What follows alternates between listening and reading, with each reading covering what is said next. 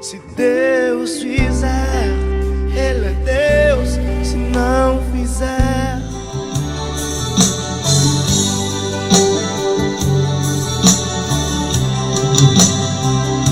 estamos todos congregados aqui, certamente abençoados também. Há um clima, uma esfera de amor, uma força que se move entre nós. Algo novo Deus está por fazer com este povo a quem muito quer ver. Teu Espírito Ele vai derramar, uma igreja forte edificar.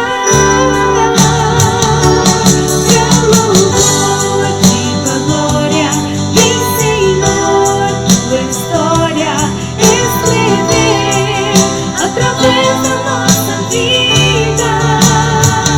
Teu querer desejamos, cumpre em nós teus planos. Vem Senhor e reina hoje aqui. Pra louvor de tua glória, vem Senhor, tua história escrever através da nossa vida. Teu querer desejamos, cumpre em nós teus planos. Vem Senhor e reina hoje aqui. Vem Senhor, vem Senhor, vem Senhor e reina hoje aqui. Vem Senhor, vem Senhor, vem Senhor e reina hoje aqui. se Deus fizer, Ele é Deus.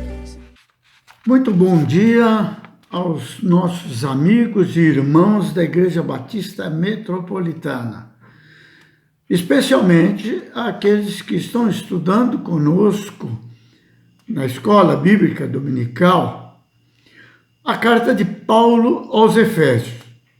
Estamos estudando o capítulo 4 da carta de Paulo aos Efésios. Já estudamos uma boa parte que trata da unidade, serviço e crescimento. A unidade cristã que depende da nossa vida cristã e a unidade também que nasce e depende da nossa unidade e comunhão com Deus. Hoje vamos dar continuidade na parte em que fala da unidade cristã, que ela é enriquecida e pela diversidade dos dons espirituais. Vamos estudar hoje essa terceira parte, nesse capítulo 4 da carta de Paulo aos Efésios. Vamos ler então o texto bíblico de Efésios 4, de 7 a 12. Mas a graça foi dada a cada um de nós segundo a medida do dom de Cristo. Por isso diz, subindo ao alto, levou cativo o cativeiro e deu dons aos homens.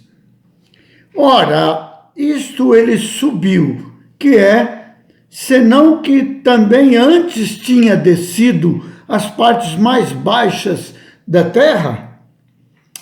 Aquele que desceu é também o mesmo que subiu acima de todos os céus para cumprir todas as coisas. E ele mesmo deu uns para apóstolos, e outros para profetas, e outros para evangelistas, e outros para pastores e doutores, querendo o aperfeiçoamento dos santos para a obra do ministério, para a edificação do corpo de Cristo. Vamos orar. Nosso Deus, nosso eterno Pai que estás nos céus, a tua igreja está reunida mais uma vez, Senhor, para estudar a tua palavra, e nós queremos, ó Pai, te agradecer por esse dia que tu nos dás, um dia que é teu, o dia do Senhor. E nós nos reunimos exatamente diante da tua presença, Senhor, abrindo a tua palavra, lendo esse texto que chegou até nós, e queremos tirar desse texto, Senhor, lições para nossas vidas e para a tua igreja. Nesse momento também lembramos, Senhor Deus, de pedir que tu abençoes a todos que estão reunidos em torno da tua palavra para estudá-la. Alguns, Senhor Deus, estão além de estudar a tua palavra, estão necessitando de uma bênção maior. Nós lembramos, ó Pai, daqueles que estão preocupados com seus problemas pessoais, familiares, problemas de finanças, Senhor Deus. Alguns estão procurando emprego porque estão desempregados, outros estão com familiares doentes, outros estão até mesmo familiares que estão nos hospitais em tratamento, e outros até que perderam alguns familiares, ó Pai. Nós nos lembramos de todos eles, e os corações estão preocupados, tristes, e estão necessitando de uma bênção maior tua, Pai. Além dos nossos irmãos e amigos que estão passando por esses problemas, nós intercedemos, ó Pai, por nosso estado, nossa cidade, nosso país, e também, Senhor, por muitos que estão na face da terra sofrendo esses mesmos problemas, dessas dificuldades tremendas que estão decorrentes dessa doença, dessa peste perniciosa, ó Pai, que avassala todo mundo. Ó Pai, tem compaixão, tem misericórdia, ó Pai. Nós pedimos como filhos teus que somos, ó Pai.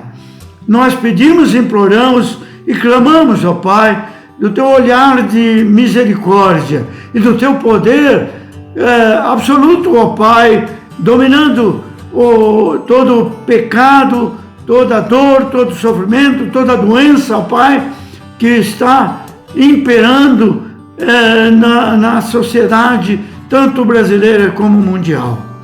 Por isso, ó Pai, nos lembramos nesse momento em que a tua igreja está reunida em teu nome.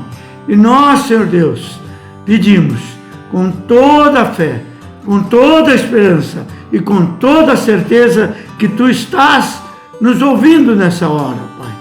Então abençoa esse estudo, abençoa os nossos irmãos, abençoa a tua igreja, Senhor, abençoa os dirigentes da tua igreja e das tuas igrejas, ó Pai, que estão reunidas nesse momento, nessa hora e nesse dia, ó Pai.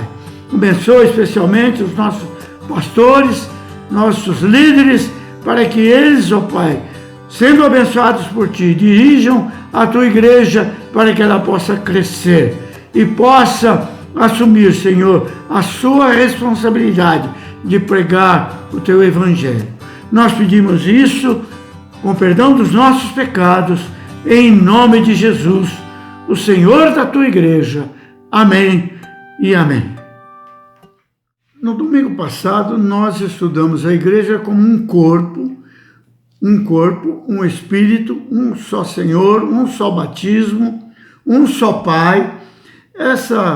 Esse número 1, esse termo, ele se repete muitas vezes nesse texto e se repetiu no nosso estudo do domingo passado. Mas hoje, essa unidade, esse ele, nesse texto que lemos do 7º versículo em diante, esse texto mostra uma variedade. E variedade do quê? De dons. Variedade de dons.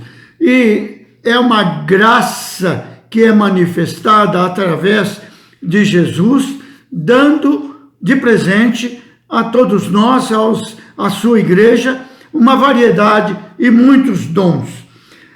Paulo, ele menciona que todos os cristãos, ele põe ali homens, mas homens que pertencem à igreja e mulheres também, ele menciona e diz que todos recebem dons espirituais. Aliás, os dons espirituais são mencionados em Paulo, através de Paulo, em 3 vezes. Na carta aos Romanos, aos Coríntios e aqui em Efésios. São variedades de dons. E até podemos pensar que não somente esses que foram mencionados nessas 3 cartas e nessas 3 ocasiões que Paulo escreve, há mais do que isso. E hoje nós observamos que muitos cristãos têm, além daqueles que são mencionados, não somente esses, são dons espirituais que, na verdade, são habilidades que os cristãos têm, a Igreja de Cristo tem, em diversidade e variedade. É muito bom a gente pensar que há uma variedade de dons. E aqui, na carta de Paulo, ele menciona esses dons como apóstolos, profetas, evangelistas, pastores e mestres, que Jesus, que Cristo concede esses dons, essas habilidades, essas capacidades para esses irmãos que compõem a igreja, como uma unidade. Todos esses dons formam uma unidade também de liderança, de líderes para trabalharem na igreja. Eu quero enfatizar que todo cristão possui pelo menos um dom.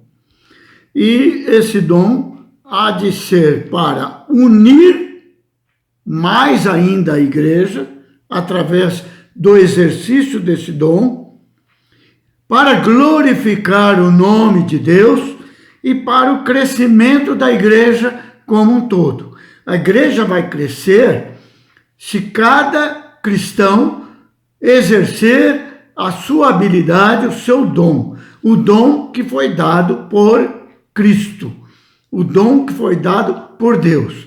E o que é o dom? É uma habilidade, evidentemente, que já nasce com a pessoa.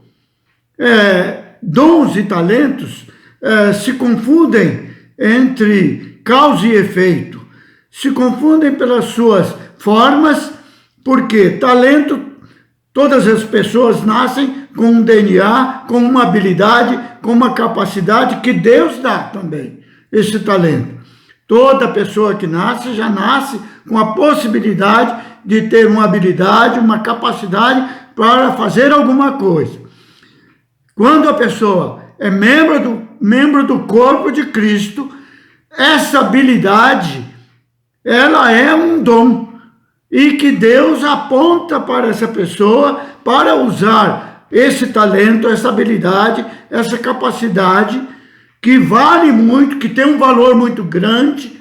Aliás, o talento, ele tanto no Velho Testamento como no Novo Testamento, valia muito dinheiro. Um talento no Novo Testamento valia 6.000 dias de um trabalhador braçal, que equivaleria a mais ou menos 240 mil reais hoje, um salário mínimo mensal. Então, um dia de trabalho, 30 reais, 40 reais, equivaleria a isso. Então, o talento é um valor que Deus dá. O dom também é um valor que Deus dá. E isso é bem explicado na parábola dos talentos. Então, talento e dom se confundem em habilidade.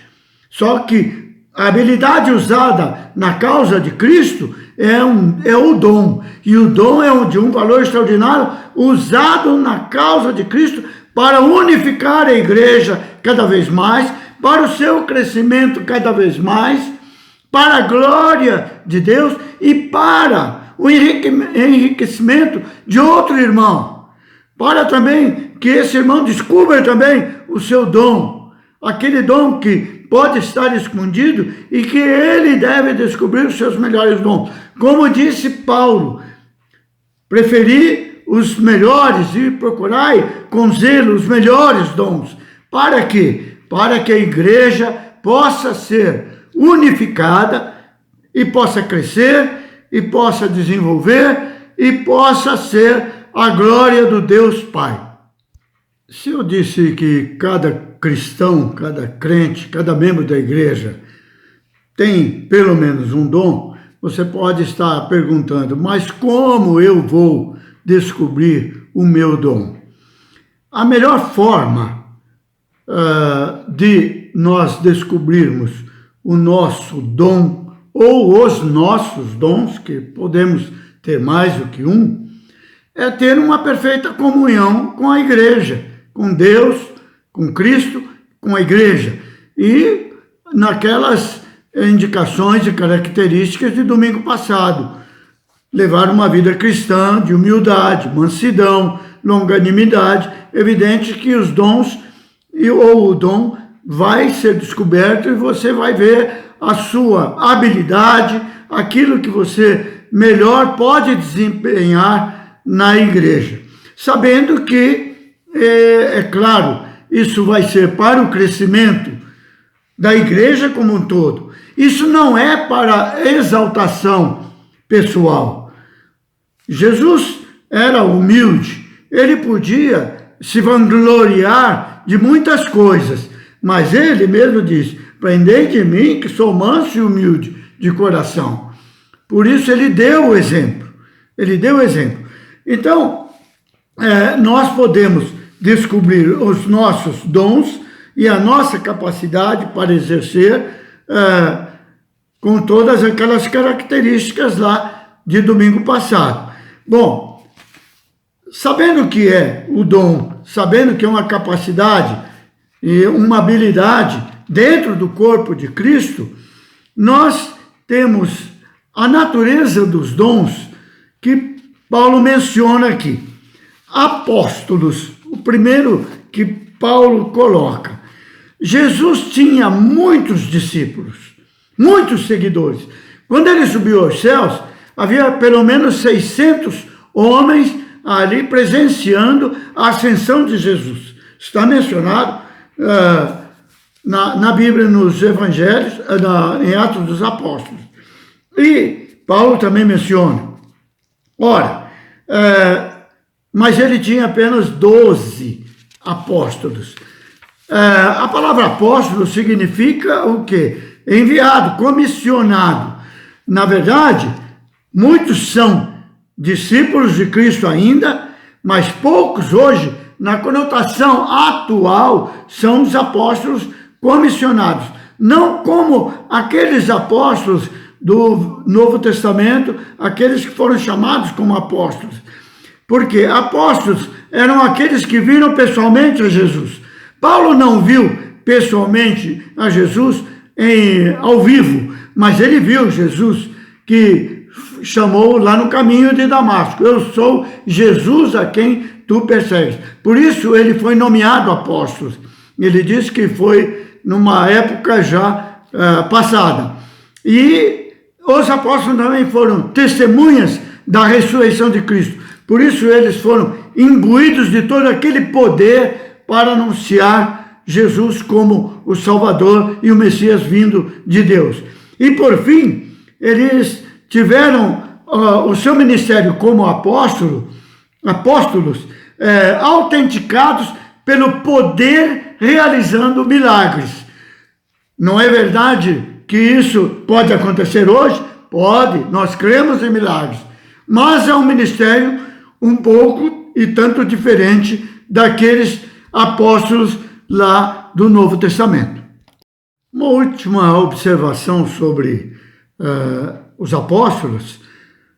De uma certa forma, e num sentido bem geral, para a igreja de hoje, todos nós, membros do corpo de Cristo, somos apóstolos comissionados para apregoar as boas novas de salvação. Isso está bem claro, porque os apóstolos foram enviados justamente para proclamar o ano aceitável. E essa é, na verdade, uma missão de toda a igreja e de todos os membros da igreja e membros do corpo de Cristo. Quanto aos profetas, a gente às vezes entende que eles eram apenas aqueles que previam o futuro. É claro que no Velho Testamento, uma das características dos profetas eram alertar ao povo de Israel, o povo de Judá, o povo de Deus, aquilo que poderia acontecer e que iria acontecer, que era a consequência do pecado, do afastamento de Deus, de quebrar as leis divinas, os mandamentos divinos. E então eles tinham que avisar o que poderia acontecer. E geralmente isso que iria acontecer estava quase que como consequência a opressão que vinha de povos inimigos de Deus sobre Israel e sobre Judá, sobre o povo de Deus. Então eles previam que isso iria acontecer, como de fato aconteciam, como de fato aconteceram, né? Esses fatos todos estão narrados nas profecias, tanto os profetas menores como os maiores. Mas não era somente prever o futuro. Eles eram depositários da palavra de Deus. Eram os oráculos de Deus. Então, eles proclamavam a palavra de Deus e os mandamentos divinos. Alertavam e mostravam o que Deus queria para o seu povo. O que o povo deveria realmente fazer. Então, eles recebiam a revelação divina, avisando o que iria acontecer, mas o que deveria ser feito para que não acontecesse o pior. Nesse ponto também, os profetas hoje não são como os profetas do Velho Testamento. Eles devem proclamar a palavra de Deus. Proclamando a palavra de Deus, por quê? Porque o cânon bíblico hoje está completo. A palavra de Deus é una e só ela já é suficiente. Não é preciso acrescentar mais nada. Então os profetas de hoje não vão fazer parte de uma nova Bíblia amanhã ou depois. Eles vão proclamar a palavra de Deus. Então, sobre esse aspecto, os pastores são formados na casa dos profetas, que são os seminários, as faculdades teológicas. Elas são chamadas de casa dos profetas, para preparar aqueles que vão proclamar a palavra de Deus. Bem, se hoje não temos profetas como antigamente, lá no Velho Testamento, hoje nós temos o dom da profecia, que é a exposição das Escrituras, que é falar da palavra de Deus, falar daquilo, comunicar aquilo que Deus quer para o seu povo. Isso é exercer o dom da profecia. Profecia é proferir, é falar, é dizer aquilo que Deus quer que seja falado para o seu povo, para o corpo de Cristo, para a sua igreja. E os evangelistas? Evangelistas, olha, se os profetas e também os apóstolos lançaram o fundamento da igreja, que é o corpo de Cristo, os evangelistas são aqueles que proclamam o evangelho e testemunham de Cristo a todas as pessoas. Evangelistas são aqueles que evangelizam, ensinam e testemunham de Cristo. Todos somos testemunhos. Aliás, Paulo mostra que evangelistas são aqueles que têm o evangelho de Cristo no seu coração, as boas novas de salvação. Evangelho significa isso, boas novas. E olha, se é boas novas, é uma notícia que nós temos. Qual é a melhor notícia hoje para o mundo? A melhor notícia é Jesus Cristo como Salvador. E como Salvador, ele precisa ser anunciado por toda a igreja. Então, sobre todos os aspectos, o corpo de Cristo, ele é composto de evangelistas, daqueles que têm o evangelho no seu coração e vão divulgar as boas novas de salvação. Então, os perdidos que estão aí nesse mundo dependem muito do trabalho individual de cada cristão, de cada crente, que é e deve ser um evangelista nato. Porque se ele aceitou a Cristo, ele entendeu o que é o evangelho e pôs o evangelho no seu coração. E não vai reter no seu coração. Ele vai também divulgar o evangelho aí nesse mundo perdido. Então, sobre esse aspecto, cada membro da igreja é um evangelista e pode ter esse dom especial. E se ele não considera um evangelista, ele deve procurar exatamente saber por quê. Porque se ele tem aquela alegria de ser salvo no seu coração, não se entende que ele não possa contar para outra pessoa o que Jesus fez com ele. Deu-lhe a certeza de salvação. Então, sobre todo esse aspecto, somos evangelistas. O fato de nós sentirmos que não temos esse dom de falar de Cristo, de evangelizar, de individualmente comunicar o evangelho, também não nos desobriga, porque toda vez que eu tiver uma oportunidade de falar de Jesus para aquela pessoa que eu sei que precisa conhecer o evangelho, conhecer a Jesus como Salvador, nós precisamos falar, nós precisamos comunicar o evangelho, porque lá no Velho Testamento diz: se você é um perdido que está indo para o inferno, vai morrer sem Cristo, e não comunicar a ele o perigo que ele está passando, o sangue de tuas mãos eu requererei. Isso vale para os dias de hoje. Mas vamos ver aqui pastores e mestres. No meu ponto de vista, esse dom, ou essa função, ou essa responsabilidade, ou essa capacidade cabe a uma dupla função no corpo de Cristo. Todo pastor, ele é um mestre, ou deve ser um mestre. Ele vai cuidar do rebanho, mas vai também ensinar, vai doutrinar. Então, Deus chama alguns para serem pastores e mestres. Pode ser que um ou outro seja mais pastor do que mestre e delegue a outro também, que se formou em teologia, se preparou para apenas ensinar. Por isso, algumas igrejas, algum corpo de Cristo, tem alguns ministérios separados. Tem pastor auxiliar, ou pastor evangelista, que treina e prepara os evangelistas ou aqueles que deverão evangelizar. Mas, no meu entender, os pastores são também mestres. Eles alimentam o rebanho, eles conduzem a pastos verdejantes, a águas bem tranquilas, eles cuidam do rebanho como um todo e também das ovelhas separadamente muitas vezes.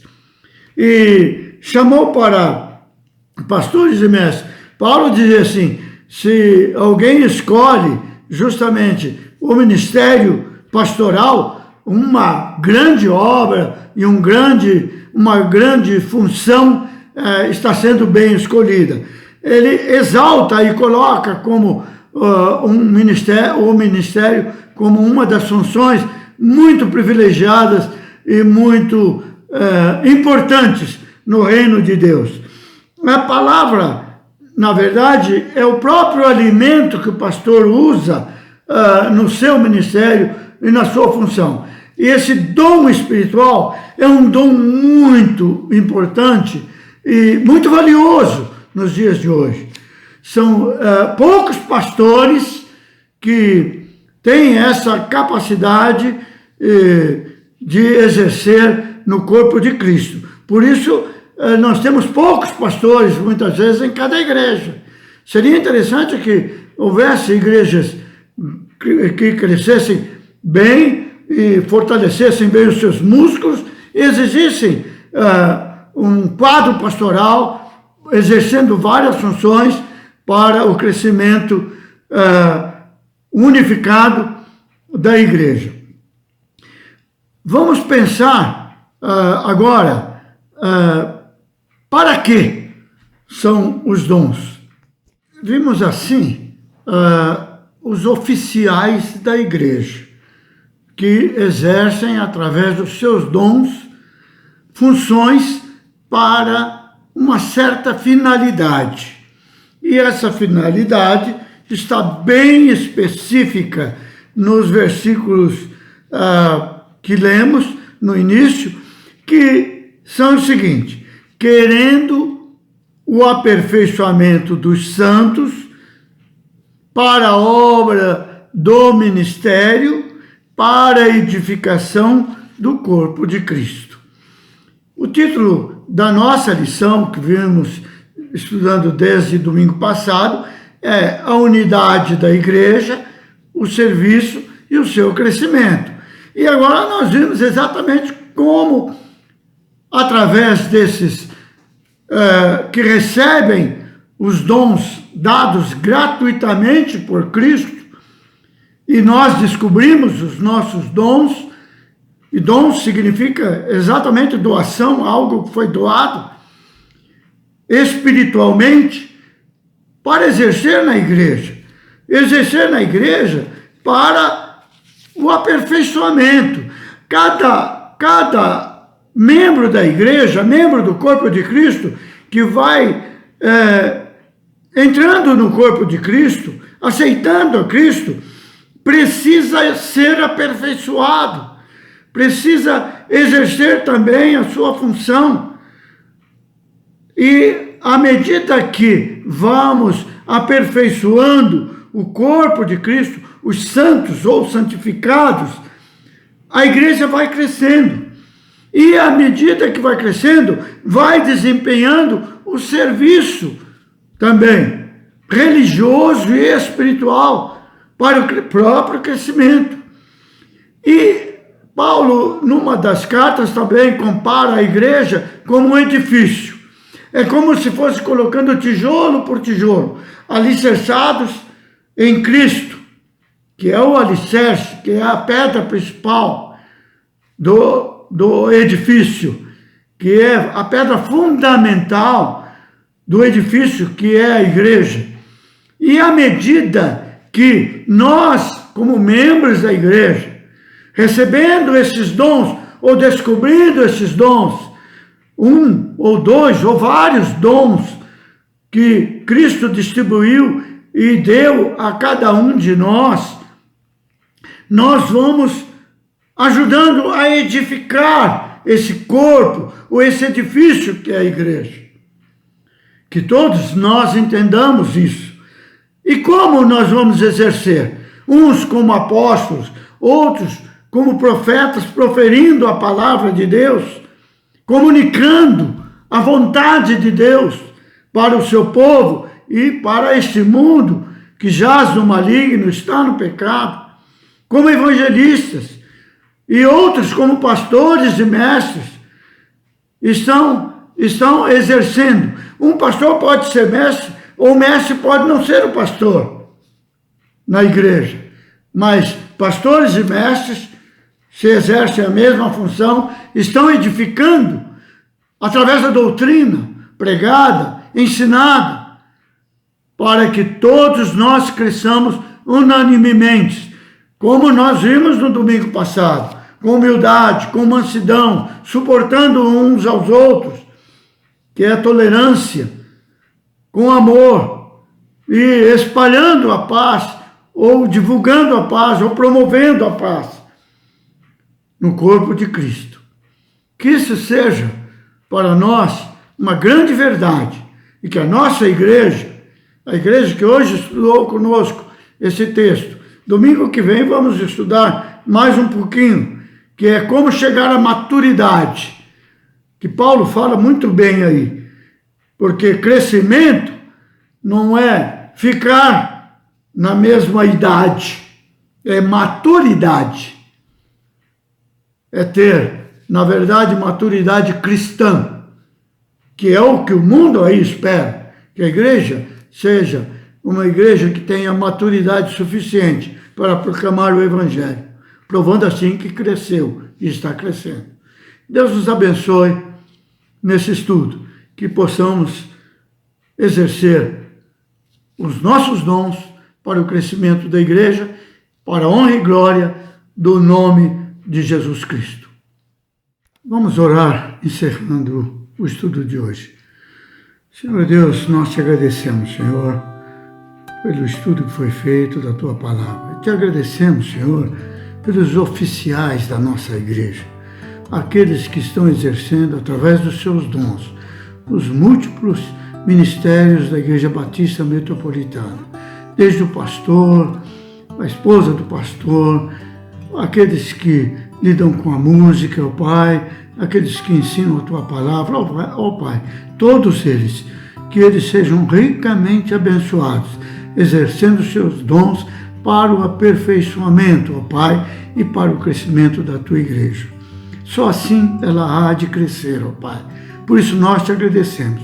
Te pedimos uma bênção especial sobre todos eles e também sobre aqueles, Senhor Deus, que ainda vão descobrir e serão despertados pelos seus dons, para também exercer na Tua igreja, no corpo de Cristo, que é a Igreja Batista Metropolitana. Essas bênçãos nós te rogamos e nós te agradecemos em nome de Jesus. Amém.